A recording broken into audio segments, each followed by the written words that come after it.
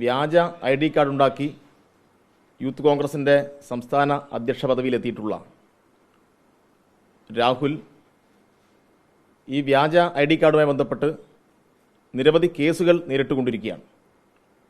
രാഹുലിൻ്റെ ഉറ്റ അനുയായികളെയാണ് നേരത്തെ ഈ കേസിനകത്ത് അറസ്റ്റ് ചെയ്തത്.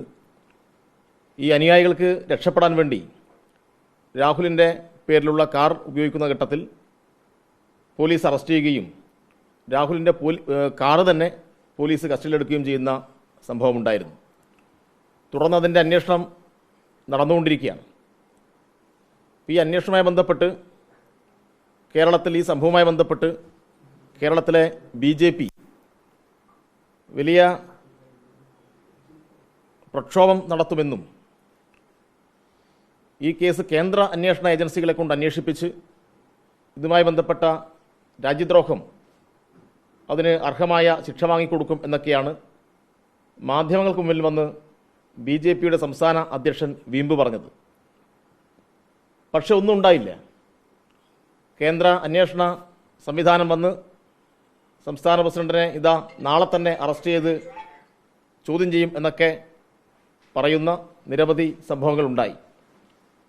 ഇപ്പോൾ മനസ്സിലാക്കാൻ കഴിയുന്നത് ഈ കേസ് കേന്ദ്ര ഏജൻസികൾ അന്വേഷിക്കാതിരിക്കാനും കേസ് ഒത്തുതീർപ്പാക്കാനും വേണ്ടി അതുമായി ബന്ധപ്പെട്ട പ്രശ്നങ്ങൾ അവസാനിപ്പിക്കാൻ വേണ്ടി BJPയുടെ സഹായം രാഹുൽ തേടിയിരിക്കുന്നു എന്നുള്ളതാണ്. ഈ രാഹുലിനെ സഹായിക്കാൻ വേണ്ടി ഇതുമായി ബന്ധപ്പെട്ട ചർച്ചകൾ നടത്താൻ നേതൃത്വം കൊടുത്തത്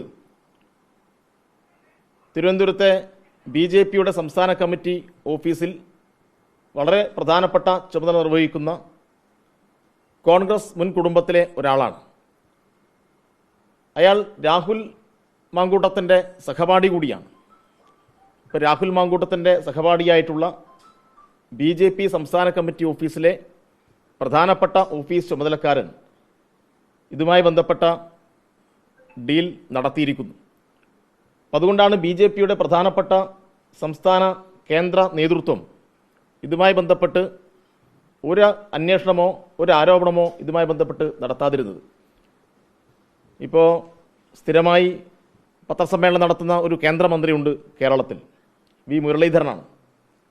ഇത്രയും വലിയ ഒരു രാജ്യദ്രോഹ കുറ്റം സംസ്ഥാന പ്രസിഡന്റ് തന്നെ നിരവധി തവണ ഉന്നയിച്ചിട്ടും BJPയുടെ സംസ്ഥാന പ്രസിഡന്റ് തന്നെ കേന്ദ്ര ഇലക്ഷൻ കമ്മീഷനെ നേരിൽ പോയി കണ്ട് പരാതി കൊടുത്തിട്ടും അതിനെപ്പറ്റി V. മുരളീധരൻ ഇതുവരെ മ എന്നൊരക്ഷരം ഉരിയാട്ടിട്ടില്ല.